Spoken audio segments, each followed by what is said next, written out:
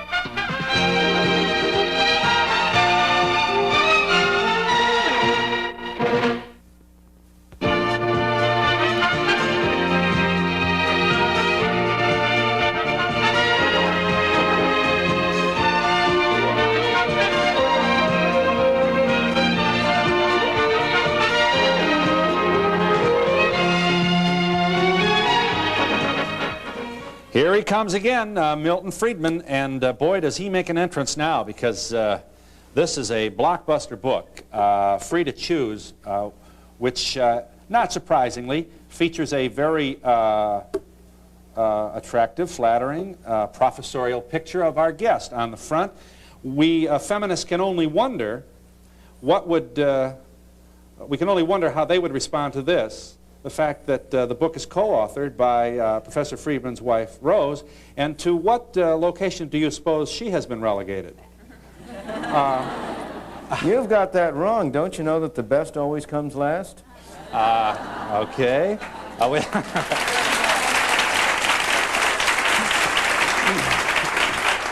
All right, let's go over this now.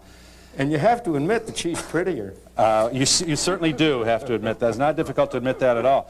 As a matter of fact, that you do seem to have it all, Professor Friedman. If you just take a personal aside here for some, you're well married. You're married for what? 41 years. 41 years to the same woman. Same woman, of course.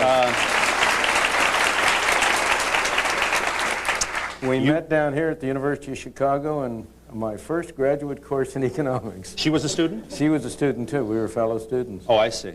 So you never did presume to teach her, then? Oh, no.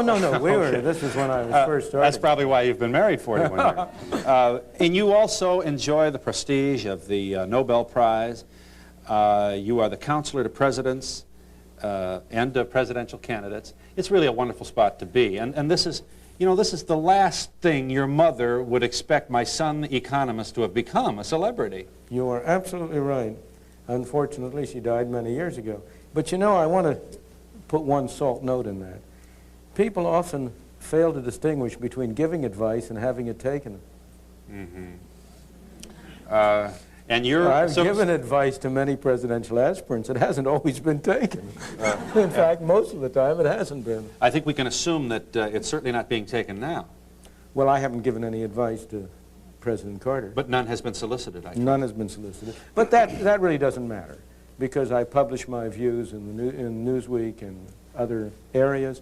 Anybody who wants to know my opinions or my views has them readily available. Nobody has to call me on the telephone to find out. Yeah. The only time I talked to President Carter was in the interim between his election and his inauguration, when there was an absolutely hilarious incident. He tried to call me to congratulate me on the Nobel Award, and he told his secretary to get Milton Friedman. Well, it so happened there was a speechwriter in Jerry Ford's White House called Milton Friedman. This is in the interim after Jerry Ford has been turned out. And all of a sudden the telephone rings and Milton Friedman in the White House hears President-elect Carter is on the phone, and he thinks Santa Claus is coming. Sure, he's going to. This will be the unprecedented act of being asked to come on another administration. Wow. But it turned out he was really trying to get me, and he finally got me up in Vermont, where we were at the time. Let me see if I can express in very imprecise terms and very briefly what has the core of your statement here, a personal statement. We have too much government. We are not allowing the free enterprise system to work as your most favored historical figure, Adam Smith, suggested it would work if we just let things alone. We have too much government intervention. It is interrupting the not only the wonderful work that the invisible hand does if we leave it alone, but it's also depriving people of personal liberties. Absolutely. Okay. That's a very good summary. Fill in the blanks for me. No, that's a very good summary. There is a very important role for government to play, but there's such a thing as too much of a good thing. And government has been growing beyond bounds. Right now, to take the simplest measure, the government spending at federal, state, and local levels amounts to over 40% of the income of the people of the country. If you go around and ask people, are you getting your money's worth for that 40% of your income which is being spent on your behalf, supposedly, by government? There are very few people who will say yes. And they are right. We're not getting our money's worth. Much of it is, it's not merely that it's being wasted. It's that it's being wasted in a very particular sense. You're spending money to do opposite things. Here at one place, we're spending our money to try to propagandize us not to smoke. In another place, we're spending our money to subsidize the growing of tobacco. Now, what sense does it make to spend two streams of money like that? And you can go over and over again and find exactly the same thing. The government is too big. It's too intrusive. It restricts what we can do. It's becoming our master instead of our servant, and we've got to react against it and cut it down to size. All right, let's share with the people at home just one of the statements of Adam Smith that you refer to in your book, which, of course, when I want it, I'm not going to be able to... oh, it's on page 2. All right, thank you. All right, I've excerpted from your book, as you have from Adam Smith, so we can both, with apologies to Adam Smith, from whom permission was not granted for this, but here is what... Phil's pretty good, but he doesn't communicate with the next world. All right. By pursuing his own interest, that is to say, his meaning the person engaged in free enterprise, the person who functions within the capitalist free enterprise system, Adam Smith says, he frequently promotes that of the society more effectively than when he really intends to promote it. Smith says, I have never known much good done by those who affected to trade for the public good, meaning spare me from the do-gooders. Spare me from the people who intend to do good. Smith is saying if you honestly seek your own self-interest within the free enterprise system, society will be the beneficiary. That's right. That's a hard thing to... But take the last part of that. I've never Let's known see that much, again, Ronnie. I've never known much good done. No, I don't have to see it. I've never known much good done by those who affected to trade for... Affected. Note he doesn't say did trade. Affected to trade for the public good. Now, that word affected is a very important point, because you must realize that people don't always express their real interests or their real values. They say what they think will be attractive to the public at large. Let me give you a very simple example right now. General Motors, one of our major corporations, has come out against the deregulation of the trucking industry. The trucking industry today is grossly overregulated. It never should have been regulated at all. We never should have brought it under the Interstate Commerce Commission. It was brought under the Interstate Commerce Commission not to protect the consumer, but to protect the railroads at the time from the competition of trucks when they were first introduced into the 20s. Right now, there's a move underway to deregulate trucking the way airlines have been deregulated. There is nobody doubts that the deregulation of airlines was a very good thing for everybody. The deregulation of trucking would be an equally good thing. There are literally billions of dollars being wasted because of the monopoly in trucking. You're talking about fees when you talk about deregulation. I assume you would still have some monitor on weight. And can the trucking industry benefit by using highways that I am paying for and may not be using the merchandise? They don't now. You now have a gasoline tax which covers the costs of the highways. It is appropriate to charge for the use of the highways, of course. They ought not to get a subsidy. I am opposed to subsidies, and I'm opposed to the opposite of excess taxes. But they do now pay for the use of the highway through the gasoline tax, and they should continue to do so. As to weight limits, that really has nothing to do with the ICC. That has to do with the capacity of different roads. I want to understand you, though, that you're not such a purist as to be impractical. You don't think anybody's truck should drive over anybody's pavement if the construction isn't prepared to accept the weight. No, of course not. Okay. Perfectly. But that applies not only to trucks, it applies to private cars, it applies to a private recreational vehicle. But what you ought to do is to allow anybody who wants to go into the business of trucking to do so. You know, there are people today who receive $100,000 a year to give somebody else permission to use their ICC right to carry freight from one point to another, people who make a very good living without owning a single truck. The total value of these special permits which have been given to trucking enterprises to carry freight amounts literally to billions of dollars. Now, General Motors and the trucking industry, when they come down to Washington and say we ought to continue regulation, do they say we ought to continue regulation in order to promote our interests? What do they say? They say the public will be hurt. They are affecting the trade for the public good. But do you think they're kidding themselves? They're saying we don't want the wonderful individual people in middle America to be hurt. And you're saying that's not what they know they're not stupid. They're not Santa Claus. They're not Santa Claus. They are people who are promoting their own interest, and they're affecting the trade for the public good because that's the way to get things done. Nobody ever goes up to Congress and says, look, vote me a big bonanza of $100,000 because I'm a good man and I deserve $100,000 out of the public purse. No. He says you should subsidize X, Y, and Z because the poor middle-class Americans or the poor people in the slums will be benefited from it, by it. So you have two classes of people, the so-called do-gooders. You have the honest, sincere people, and they invariably end up being the front men for private interests they would never knowingly support. That's part of Adam's. What's an example of that? An example of that are the 19th century Ralph Naders who got the Interstate Commerce Commission established. They got the Interstate Commerce Commission established supposedly to protect the consumer. No. The do-gooder reformers, the Ralph Nader types, were sincere. They were interested in promoting the interests of the consumers.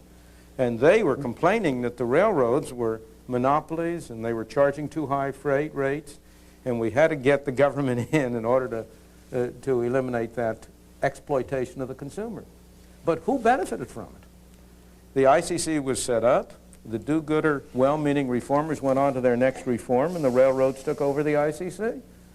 And they used the ICC to keep out competition, to raise rates rather than lower them. They used it in the 1920s to get the control of ICC extended to trucking because that was the most dangerous source of competition. So those well-meaning reformers, not because they were bad people, but they ended up being the front men for special interests. And you have that over and over again. All right. I know you've heard these. Incidentally, I should point out that this little picture on here is Adam Smith. Okay. All right. Look, the only frustrating part of a dialogue with you is I want the audience has a lot of questions for you too, and it's so hard to do this within the confines of this limited time frame. However, how do you and I know you've answered these questions so you can hear your teeth crack, but how do you prevent monopoly? You've got to have constraints on monopoly. Okay. And isn't United Airlines too big? And look what happened when they went on strike. And should Pan Am absorb national airlines, we're going to have 3 airlines when it's all over, and we're all going to be beholden to them. Everybody's going to be impersonal. You can see it now on the airlines. Nobody looks you in the eye anymore. And they're giving paper cups in first class.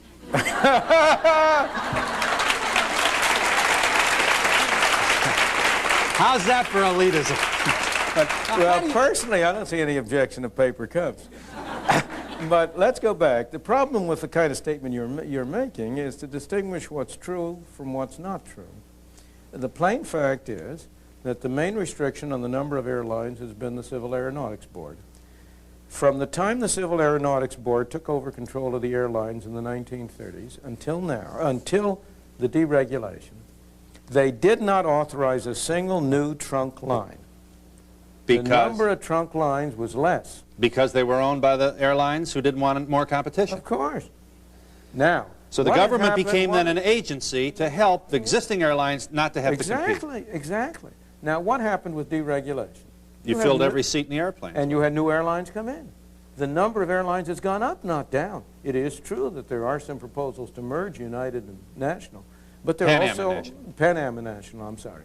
But there are also a bunch of new airlines that are coming out. Here's World Airways, whom you never heard of before, that's offering these cheap fares. Look at Freddie Laker. Freddie Laker broke the transatlantic monopoly. So the fact is that the best protection of the consumer, the best offense against monopoly, let me put it another way. There's an old saying, if you want to catch a thief, you set a thief to catch him.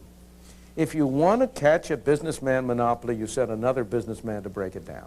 You don't send a government civil servant after him. The most effective anti-monopoly legislation you could possibly have would be free trade. Okay.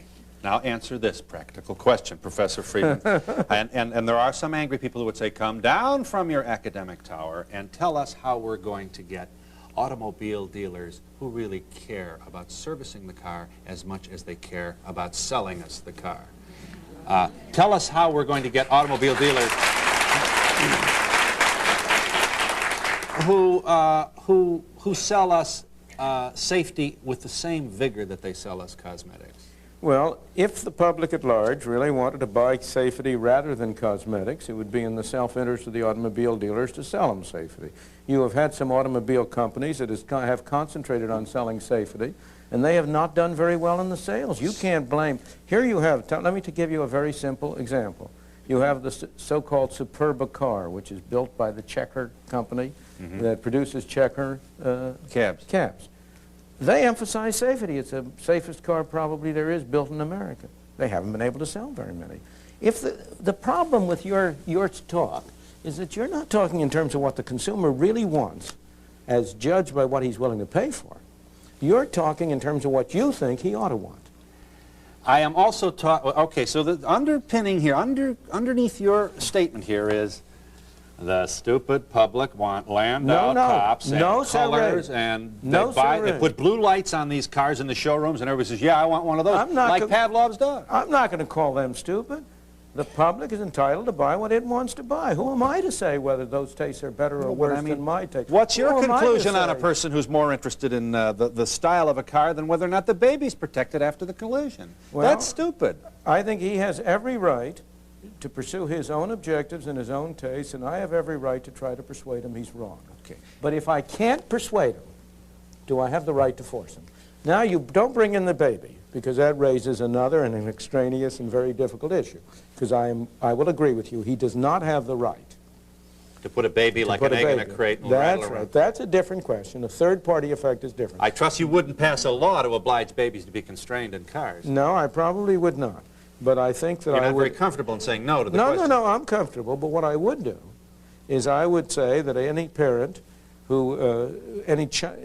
parent ought to be subject to suit and to being sent to jail if a child has been damaged because of that parent's Right. Are you willing to pay for the prosecutor that it's going to take to develop the evidence that the mother didn't place the baby properly in the car, and the bureaucracy that will accompany the enforcement of the law which says that you can go to jail if you don't? Unfortunately, I have to pay for it. I'm not, as I say, so there are limits to your free society. I'm not an anarchist. Okay. I believe that government has a very important role, but it's a limited role. Okay. And because we've been trying to extend the role, we haven't been doing what government ought to do as well as it does, as it should. We've been doing a terrible job on what ought to be the first function of government. The first function of government is to protect the nation against foreign enemies and to protect individual citizens against assault by their fellow citizens. And we've been doing a terrible job on both ends. And in that goal, you are aligned with John Stuart Mill. Absolutely. Not bad company, and I want to show you what I've taken out of your book. You've quoted Mill in Good. here. I'm glad to see you've read to page 3. I've tried my... Two. Page 2, Doc. All right, let's... he's tough. This is a long hour, I'll tell you. Okay, here it is, John Stuart. The sole end for which mankind are warranted. This looks grammatically incorrect, but stay with us. Individually or collectively, in interfering with the liberty of action of any of their number is self-protection. The only purpose for which power can be rightfully exercised over any member of a civilized community against his will is to prevent harm to others. And then, okay. The only part of the conduct of anyone, I'm sorry, his own good, either physical or moral, is not a sufficient warrant. In other words, let's understand that. For my own good, the government cannot pass what would be called forcible action.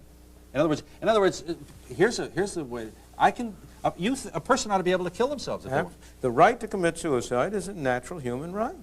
It's your life. It's your life. Now, and you don't want the government to spend any money to prevent you from doing that. Absolutely no. Now, I am obviously, I as a friend of yours will try to prevent you. If you were a friend of mine and you suddenly got to a bridge and were going to jump over, I would certainly rush over and grab you and pull you up. But you don't want public money to keep me from doing it. Well, I would go farther. No, I want to go farther on a personal basis. I would reason with you. I would argue with you. But let's suppose after I had reasoned with you, after I had argued with you, I had failed to persuade you. Do I have the right to use force to prevent you from disposing of your own life?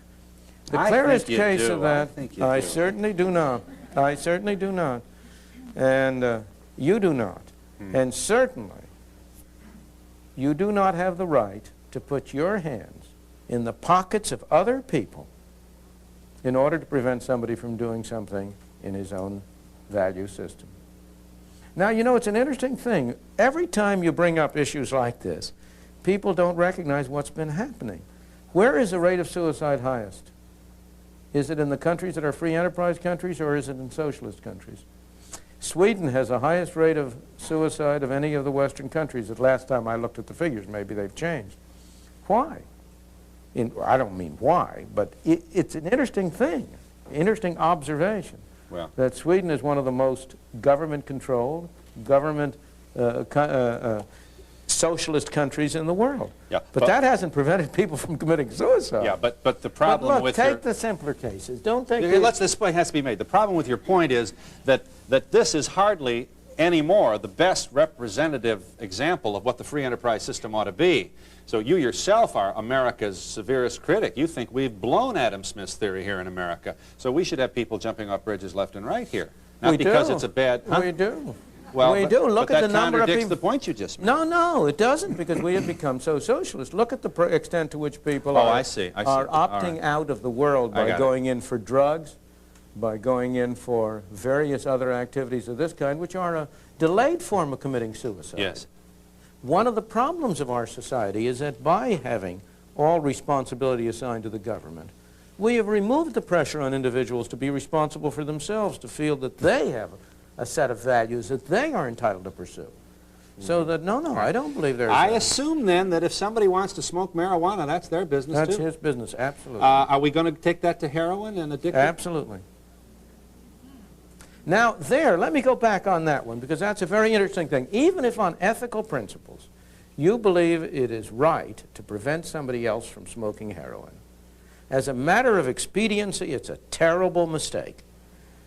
The largest... So is jumping off the bridge. No, I don't mean that. I mean it's a terrible mistake for society to render heroin illegal, because that increases the harm which heroin does. Why do we have so much crime in the inner cities and in the cities? Over 50% of it is attributed to crime for the sake of acquiring money to buy heroin.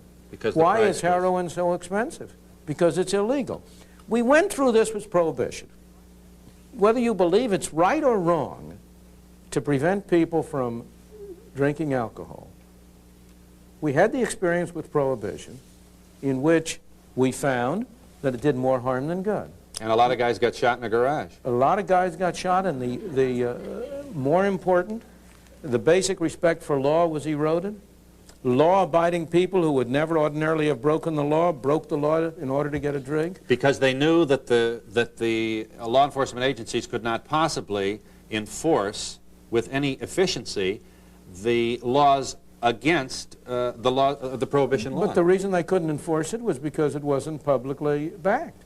If the 90% of the public had been in favor of the prohibition law, you could have enforced it. But I'm promising you 90% of the public right now is in favor of enforcing prohibition against heroin. And you cannot enforce it.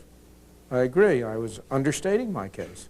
Even with 90% of the people, you can't enforce it. And it does vastly more harm today because it is illegal than it would do if it were legal. Let me point out for a moment that more lives are lost each year through drinking alcohol than through heroin. But if there's a case, if you're going to make the case for preventing heroin on the basis of saving lives, there's a much stronger case for prohibition of alcohol. But there would be some who would argue that to relax law enforcement or to take away law enforcement pressure on heroin trade is to ensure that heroin deaths will meet and exceed alcohol deaths. On the contrary, it would reduce the number of heroin deaths. Why would it reduce the number of heroin deaths? In the first place, many of the deaths come from impure or adulterated heroin or needles that are contaminated. In the second place, as we found in Prohibition, the fact of Prohibition encouraged alcoholism rather than the opposite. To the young people in particular, it became an adventure to go out and get drunk, to go to a speakeasy. Today, with heroin illegal, it pays a heroin pusher to create an addict. Because, given that it's illegal, it's worth his while to spend some money on getting somebody else hooked. Because once hooked, he has a captive audience. If heroin were readily available everywhere, it wouldn't pay anybody to create an addict. Because the addict could then go anywhere to buy it. You have had experience with this. Britain has had legalized, not heroin in general, but they have had an arrangement under which certified addicts can get heroin from physicians on prescription. And it's done very much less harm than our system has. So I have no apologies for believing that far less harm would be done to this country by legalizing heroin than is now being done by trying to enforce heroin prohibition. I assume, like the baby in the car, you would support legislation prohibiting the sale of heroin and other addictive substances to juveniles. Well, that's a very hard question. I think there is a different case for juveniles. But whether you could really handle the question, that's a question of expediency, not a principle. If I thought I could enforce it, I would be willing to say that for juveniles. But I'm not sure I could enforce it, and I'm not sure when I looked into it I wouldn't decide I did more harm than good even there. You'll agree that this is the issue that lays bare the whole notion of your personal statement, and this is where we get to the practical realities of sweat and blood, everyday life with parental anxiety. Where are my kids? What are those sirens? Who's selling what to whom? What are they doing in the car? Who's sniffing, smoking, drinking? What is happening out there? And for all of the adulation that you've received, standing ovations everywhere you go, this is a very difficult platform for you to I don't believe so. I don't believe so, because I believe it corresponds to the real understanding and interests and beliefs of the vast majority of the American people. I think that you have to distinguish between the attitudes of the public at large and the attitudes of a relatively small group of people who have been trying to persuade the public to have different views. I know that, Dr. Friedman. And look at Prohibition. Yeah, I am. It didn't work. Okay, it didn't work. And why did you get it adopted in the first place? If the people in this audience who are predominantly female will pardon me, it was only adopted because the young males were away in France during World War I, and the women of the country voted in Prohibition. All right. Now, that's neither good nor bad. It's a pure statement of historical fact. Yeah. The irony, though, let's not miss the irony here. The irony is that you are the darling of the conservative, of almost, is there anybody left who doesn't think we have too much government? And you are as eloquent a spokesman against that abuse as there is walking around today. You are also on record as supporting the candidacy of Ronald Reagan. Yes, indeed. Do I have to tell you what happens to Ronald Reagan's candidacy if he so much as breathes agreement to the statements you've just made about drugs? Well, fortunately, one of the great virtues of being a college professor is that you can say exactly what you believe and what you mean. I'm not running for office. I've never run for office. I have no desire to run for office. And so I regard it as a great luxury that I can be irresponsible. We'll be back in just a minute.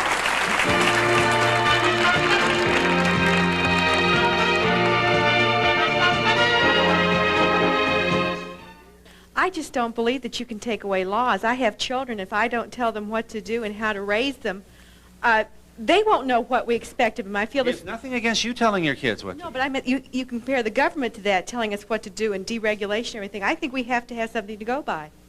Well, but you see, what you're expressing is precisely the paternalistic view of government that I object to. I don't believe government is the mother of children. I don't believe government is a father of children. I believe government is a way in which you and I and our fellow citizens achieve certain things jointly that we can't achieve separately. And I believe it is your responsibility as a mother to bring up your children in accordance with the values you believe. And I believe it's a cop-out for you to say, I want the government to do that for me. No, but there's some... You were talking about suicides and how if you had a friend who was going to commit suicide, people who commit suicide are very lonely people. They usually don't have people to turn to. Right. So if you can help them with counseling, which the government would fund, that would save a life, which is very dear. There are different ways to achieve that. Most counseling groups for suicides, in fact, are not financed by government money. First of all, the government doesn't have any money. Only people have money. The government only gets money by putting its hand in your pocket and taking it out. And if you believe in the desirability of a counseling agency to counsel suicides, more power to you. Get together with friends, organize it, finance it on your own. And if the government didn't take as much money out of your pockets as it does, you'd be better able to do it. And also there'd be fewer lonely people and less suicide. That's right. How am I doing, all right? Absolutely. I'm a slow learner, but I'm coming along. You're getting there, Phil. Okay. All right. Yes, ma'am. You want to stand, please? We're in Chicago with Professor Milton Friedman. Yes. Since you do like Ronald Reagan, and let's say he wins the election and he chooses you as his chief economic advisor, what would you do to restore our economy back on the right track? And would you put us on a gold standard, or could you put us on a gold standard? Well, you've asked three questions, and I'll try to answer all three of them. Number one, I have been offered the chairmanship of the Council of Economic Advisors in the past, and I have refused it, and I guarantee you I would refuse it again. Because you feel that it's what? That you have something essential? I believe that I personally can be more useful outside the government than I can inside. It's a very important job. There are many able people who can do the job. I don't believe that's the way I can use my abilities and my interests most effectively. I want to remain irresponsible. You see what I mean by that? If you're in that kind of a position, it's right and proper that you're part of a team, and if the team decides on something you don't agree with, you either go along with it or you quit. But I would rather stay on the outside where I can express my own views, and I believe I am more effective in that way than I personally would be inside the government. So I have no doubts about that. But number two, let me answer your second two questions. What measures should the government take to try to restore economic health to the United States? And I have very little doubt about what the major measures there. But let me say first, you're not going to do it overnight. We've gotten into our present pickle because of 3 decades of mismanagement of the economy. And we're not going to get out of it in 6 months. But what you have to do is, number one, you have to move to cut down government spending, to hold down the rate of growth of government spending in dollars and to cut it in terms of purchasing power.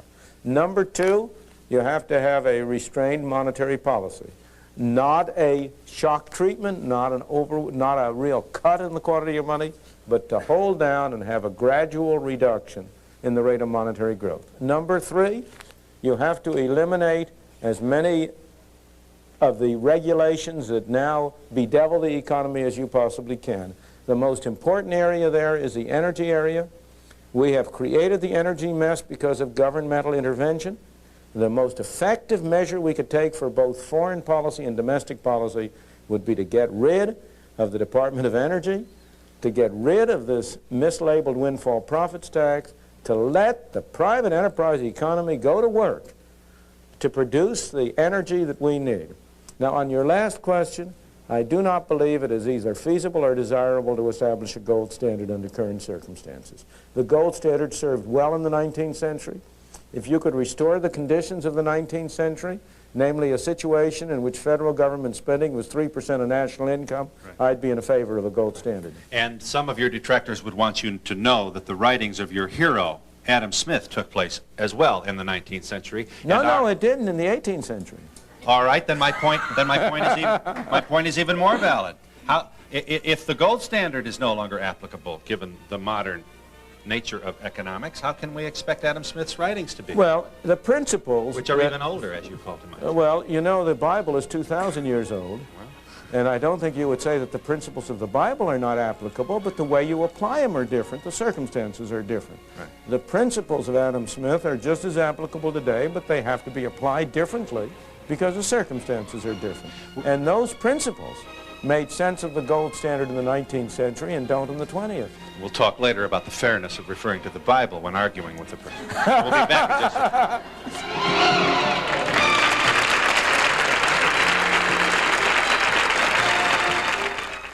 You want to get rid of the FCC too, huh? No, sure, of course. Get rid of the Federal Communications Commission? Course. If you can buy, you would regulate, I mean, we got to have some control over the airwaves. No. No, what I would do would be to have the Federal Communications Commission have a big auction at which they would auction off all the present television and radio licenses. And then only fat cats would own radio and television stations, nonsense. Which many detractors say is the situation now. Well, first place, there are many of them, and many people could come in and compete with them. Do only fat cats... We were talking about airlines. Only fat cats own airlines? No, anybody here can buy a share of stock in United Airlines or in TWA in the same way with... So they'd be publicly held, stations. And stockholders could dissent if they didn't like the commercials, if the commercials were too loud? Well, they could sell, if they thought that the company, the station wasn't doing a good job, they could sell their stock. Much more effective than voting in Washington, because each individual separately can decide what to do.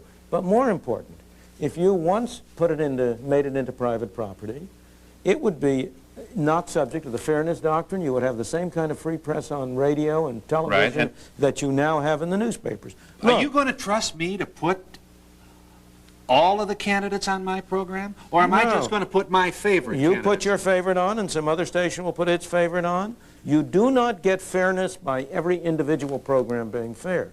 You do not get fairness by every individual station get fairness. In any event, I'm not in favor of fairness. I'm in favor of freedom. And freedom is not fairness. Fairness means somebody has to decide what's fair. And that means the FCC people have to decide what's fair. And I don't want the FCC people to decide for me what I should listen to or hear. And you wouldn't be able, if the public at large didn't agree with your choices, you'd be out of business. Yeah, I would. So you know, it's a funny thing. People think that it's the appearance of power versus the reality of power. It looks like as if you have a lot of power over what you put on your show, but you don't. Really? Because if you didn't appeal to the public, if these people didn't like you, do a marvelous job. I'm not questioning that. But you do a marvelous job because you have found an audience for your product. So in other words, my power comes from the people, is your point? Absolutely. And if I just put on all of my favorites, then the public will clearly see that Donahue was sold out and their eye. Look, I've been reading your book. It's a good book, and I recommend it to you just as he recommended mine. But in that book, you point out the difficulties you had getting into New York. Yes. Suppose you had to have government permission to go into New York. Do you think you would have had it any easier? Do you think you could have had as much independence as you've had? Mm-hmm. And under the Friedman laissez-faire broadcasting system, there would have been more opportunities for this stuff from Dayton, Ohio to get into New York. Absolutely. There would have been more stations. There would have been, instead of 3 big networks, you would have had a much broader group of stations. You would have been able to break in much sooner. I don't know whether that's a good thing or a bad thing, but it would have happened. Can we take one here? Oh, we got it. Is the caller there? Yes. Just hang on a second. I'm doing my best. We'll be back in just a moment.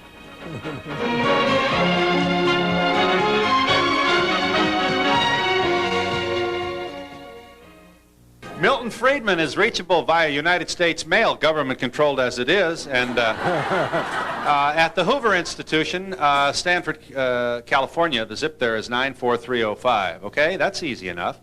in an age of bureaucratic numbers, mumbo-jumbo, this is a relatively simple address. Let him know how you feel. I know you're there, caller, at Stanford, California. Just one, I've got to get this in. Let's now, one more time, off the ivory tower, your statement against government growth and too much spending, do I assume that you bring the same free to be irresponsible statements against military spending? Well, $140 billion? You say 140 billion. 15 years ago, military spending was over twice as much as the spending of HEW. Today, the spending of HEW is over twice as much, is about twice as much as military spending. 15, 20 years ago, before Vietnam, military spending was 9% of the national income. Today, it's between 4 and 5%. I said earlier, the two basic functions of the government are to protect the nation against foreign enemies, yes, and to protect the citizen against his fellows. Military spending is essential for the first. Of course, if we could do it in a private enterprise way, it'd be a lot cheaper. Would you like to try?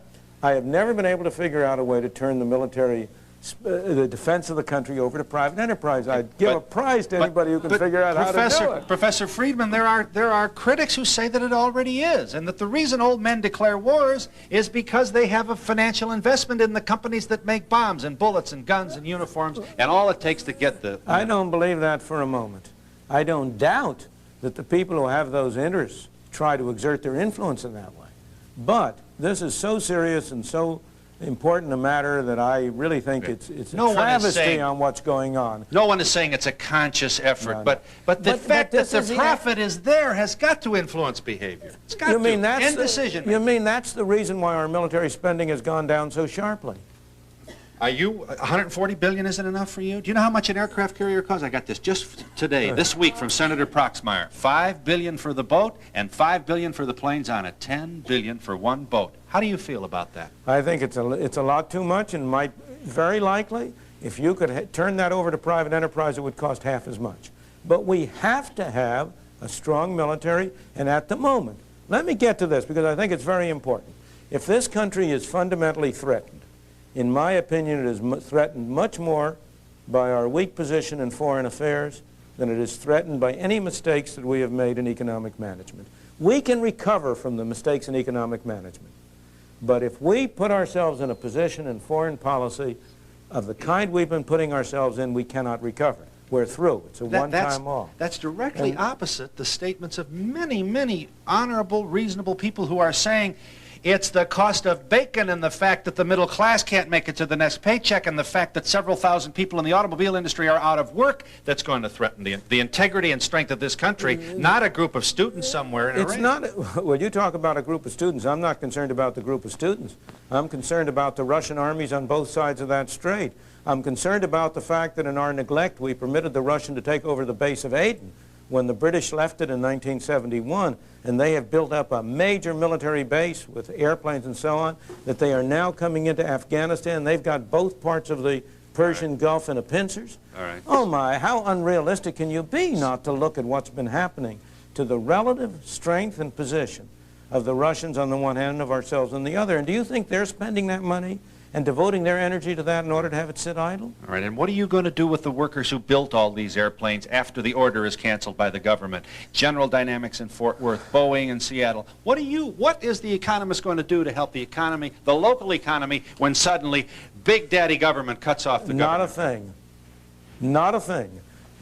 And there's no reason to do anything because all of those people and the people who bid in that included in their bids an allowance for the possibility and the danger that they would be cut off.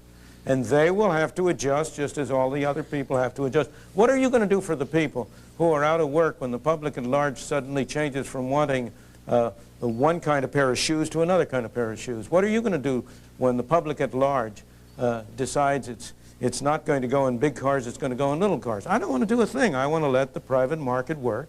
The private market system is a system of profit and loss. And the loss part is just as essential as the profit part. It is a disgrace that we should be bailing out Chrysler. Chrysler ought to be allowed to go broke.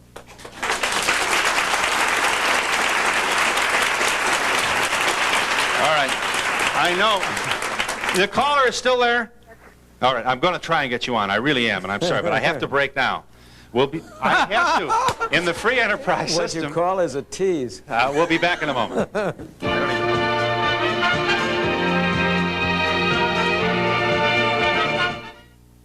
Hi, I'm glad you waited. Sorry, what, you had a question? Yes. I would like to ask What? Professor Friedman what the average middle-income taxpayer can do to get to quit being taken to the cleaners by the IRS. All right, so just give us Unfortunately, very little. I do not believe that you can find a solution to that problem as individuals. I think we can find a solution to that problem as citizens. Thanks very much to Milton Friedman. You're something. And have a nice day. Oh, free to choose the book. Don't forget the book. I'm happy to show off the book. Have a nice day, everybody.